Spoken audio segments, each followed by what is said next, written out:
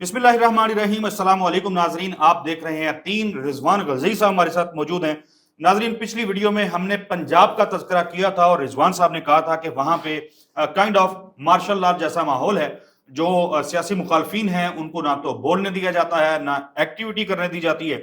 تو پنجاب سے متعلق ہی اس ویڈیو کے اندر زیادہ ہم بات کریں گے، اور ساتھ ہی ایف بی آر کے جو چیئرمین ہیں ان کے کچھ سٹیٹمنٹس ہیں اس کے اوپر بات کریں گے۔ لیکن سب سے پہلے رضوان غلزی صاحب، پنجاب ظاہر ہے پاکستان کا سب سے بڑا صوبہ، 13 کروڑ سے زیادہ کی آبادی، وہاں کا بجٹ جو ہے وہ اناؤنس ہو گیا، اور تعلیم اور صحت کے لیے جو وہاں پہ پیسے رکھے گئے ہیں وہ خیبر پختونخوا سے مارجن وائز کافی کم ہے، جو پرسنٹیج بنتی ہے وہ کافی کم ہے، صوبہ بڑا ہے۔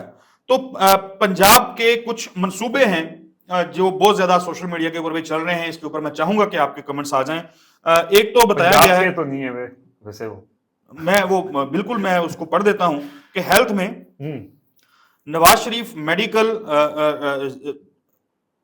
میڈیکل کا ایک پروجیکٹ ہے 61.3 ارب۔ اسی طرح مختلف یعنی پروجیکٹس میں نام آپ نے جو ہے اس کو دیکھا، Nawaz Sharif institute of cancer treatment and research Lahore کے لیے 14.5 ارب، Maryam Nawaz community health service program کے لیے 12.6 ارب، پھر ایک وزیر اعلیٰ پنجاب ڈائلسس پروگرام، پھر مریم نواز کلینک آن ویل پروگرام، وزیر اعلیٰ پنجاب، اچھا یہ ادھر بھی نام نہیں ہے لیکن وزیر اعلیٰ پنجاب، پھر مریم نواز دیہی ہسپتال، نواز شریف انسٹیٹیوٹ آف کارڈیالوجی۔ تو ہر پروجیکٹ جو ہے وہ نواز شریف اور مریم نواز کے نام کے ارد گرد جو ہے وہ گھومتا ہے، گو کہ شہباز شریف صاحب کا یہاں پہ تذکرہ نہیں ہے۔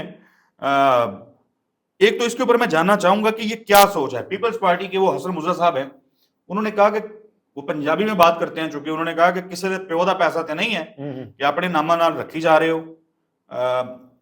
کیا مینٹالٹی ہے یہ سر؟ یہ مینٹالٹی دیکھیں، بڑے افسوس کی بات ہے ویسے کہ اتنا آبسیشن ہے، سیلف آبسیشن ہے نا بیسیکلی، کہ سارا فوکس جو ہے وہ نام، تصویر، کوئی جگہ انہوں نے نہیں چھوڑی جہاں تصویر نہ لگائی ہو پنجاب کے اندر، آپ جہاں چلے جائیں۔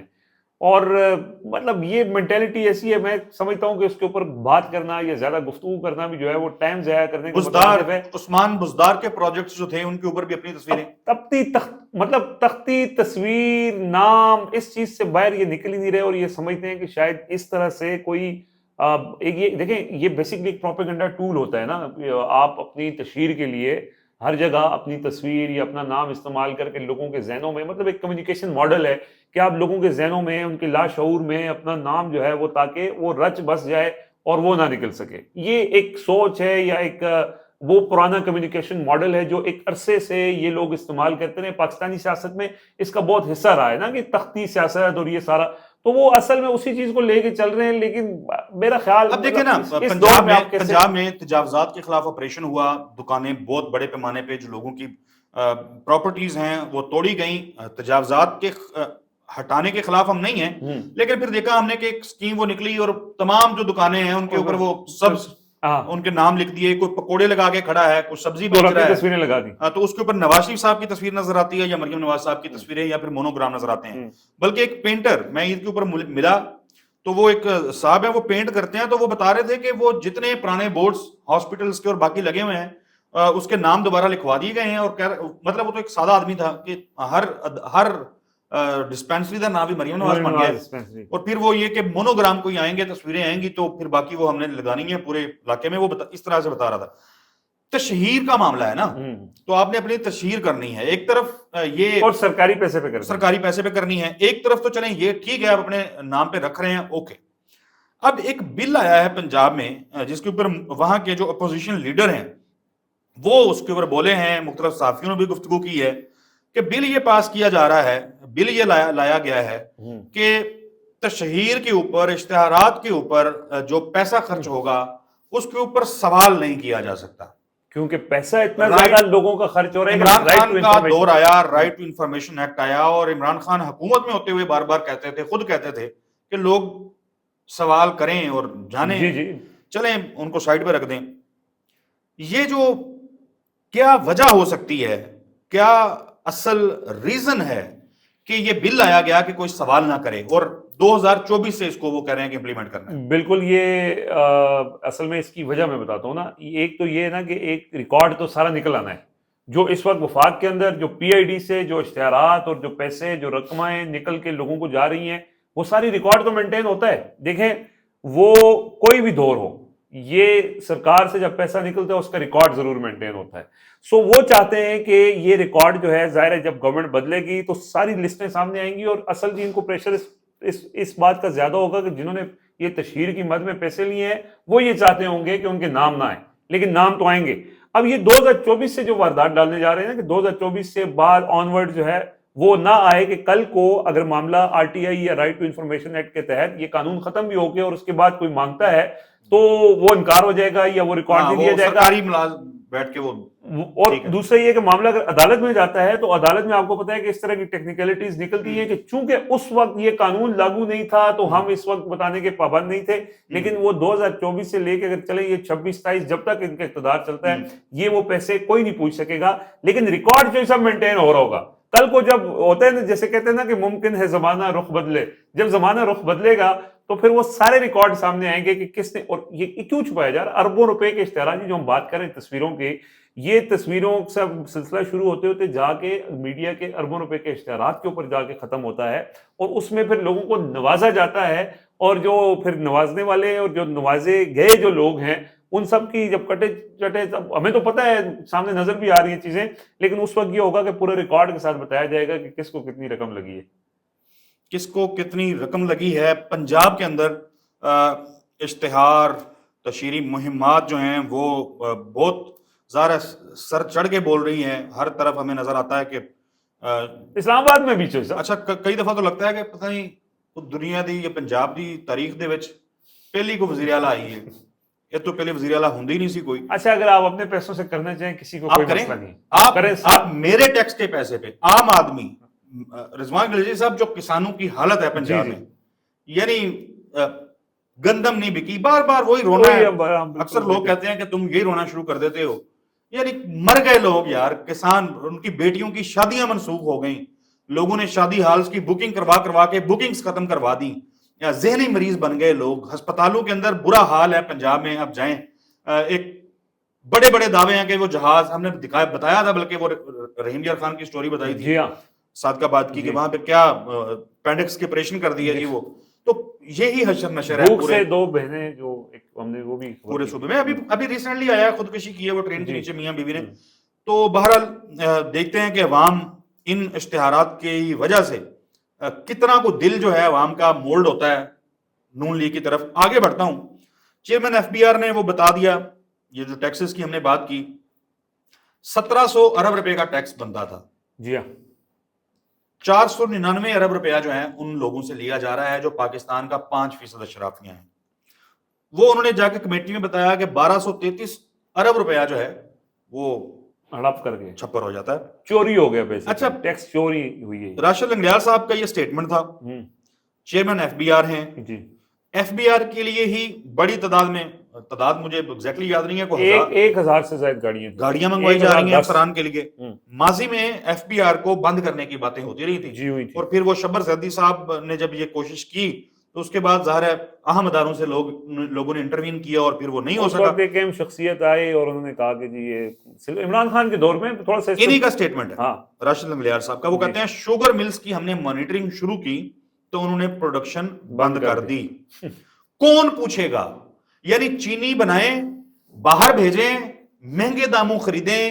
140 روپے کی چینی جو ہے وہ میں خریدوں 185 روپے میں, 45 روپے فی کلو میں ان سرمایہ داروں اور صنعت کاروں کی جیب کے اندر ڈالوں, اور یہ آگے صرف یہ بتانے کے لیے رکھے ہوئے ہیں کہ شوگر ملز کی مانیٹرنگ شروع کرتے ہیں تو پروڈکشن بند کر دیتے ہیں, اور یہ بتانے کے لیے رکھے ہوئے ہیں کہ 1233 ارب روپیہ جو ہے وہ یہ لوگ ٹیکس نہیں دیتے.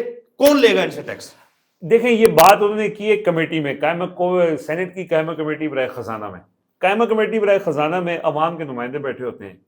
تو اگر میں وہاں پہ عوام کا نمائندہ ہوتا یا آپ وہاں عوام کے نمائندے ہوتے تو آپ راشد لنگریال صاحب کو یہ کہتے ہیں کہ کیا آپ کو چیئرمین ایف بی آر اس لیے رکھا گیا ہے کہ آپ ہمیں آگے یہ بتائیں کہ جی 1233 ارب روپے کی ٹیکس چوری ہو رہی ہے, اور یہ 5% وہ امیر ترین خاندان جو ہیں جن کا 1700 ارب روپے ٹیکس بنتا ہے وہ 499 ارب روپے ٹیکس دے کے 1233 ارب روپے ٹیکس چوری کر لیتے ہیں.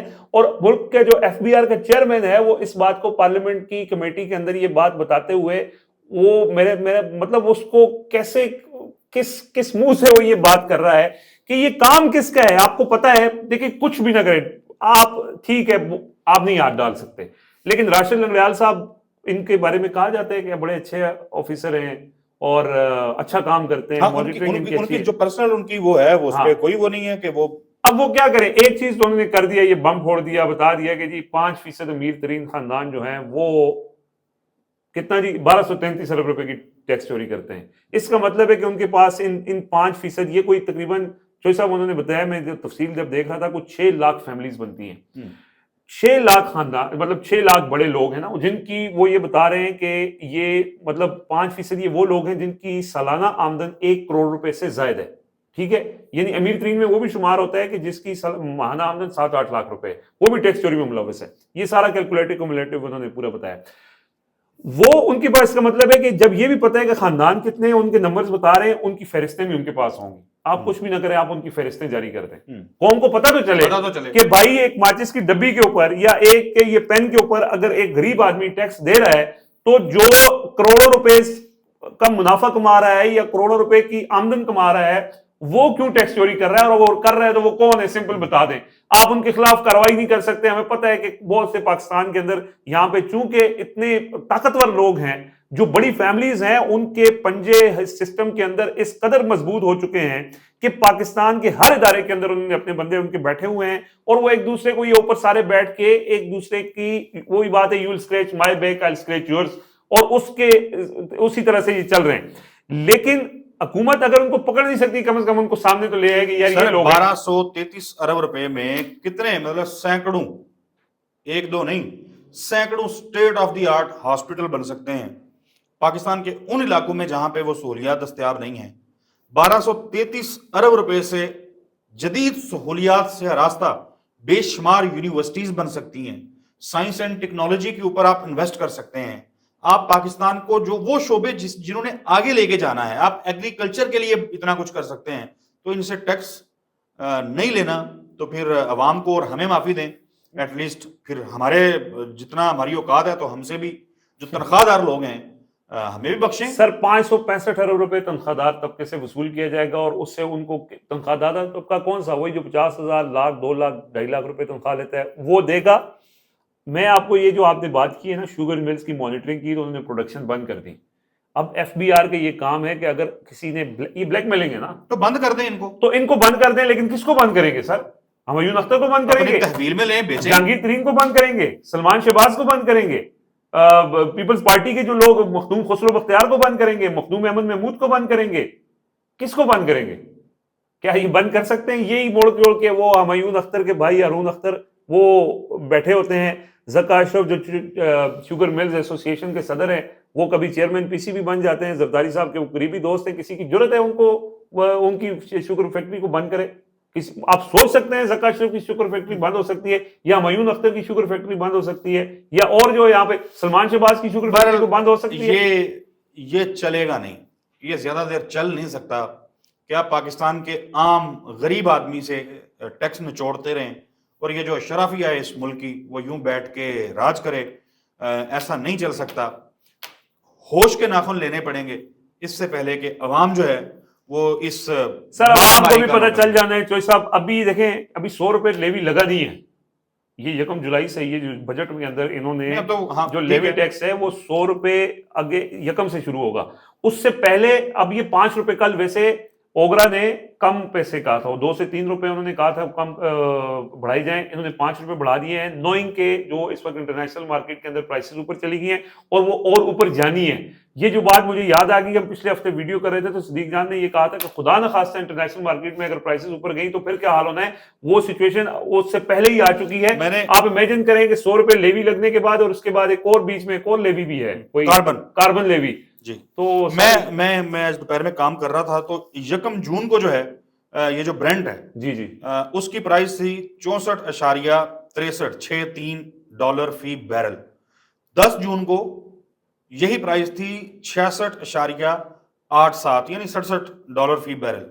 ये प्राइसेस आज पहुंची हुई हैं 73.50, $73, ठीक है। और $73 इसमें जो बढ़ी हैं 13.6% बढ़ी हैं पिछले 15 दिन 15-16 दिन का बता रहा हूं, यानी 1 जून के बाद से 13.6% ये कीमतें बढ़ी हैं। ईरान ये जो अभी ज़ाहिर है एक खित्ते के अंदर जो सिचुएशन डेवलप हो चुकी हुई है, पाकिस्तान में बहुत सारा जो तेल है वो गैर कानूनी जराए से ईरान बॉर्डर क्रॉस करता हुआ पहुंचता है, उसको लेकर के लोग अब ये कह रहे हैं कि बहरान पैदा हो सकता है और खुदा ना खास्ता ये इधर से बंद हुआ और बाहर से आपको महंगा, मजीद महंगा मंगवाना पड़ा, तो कितना ये लोड है मेरा और आपका। तो सर वो जो अब नए हरनेज है जहां से ईरान से जो ऑयल है वो पूरी दुनिया को सप्लाई होता है, वो ये जंग अगर जारी रही और वो रूट ओपन ना हुआ तो ये जो प्राइसेस आप $73 बता रहे हैं, खुदा ना खास्ता ये डबल पे पहुंच जाएंगे। अल्लाह करे जी को होश के नाखून लें। ये तमाम कैसे लोग लें, क्या करें, जो समझते हैं कि वो हुकूमत है इस मुल्क में। अगली वीडियो तक के लिए नाजरीन हमें इजाजत दीजिए। अल्लाह हाफिज।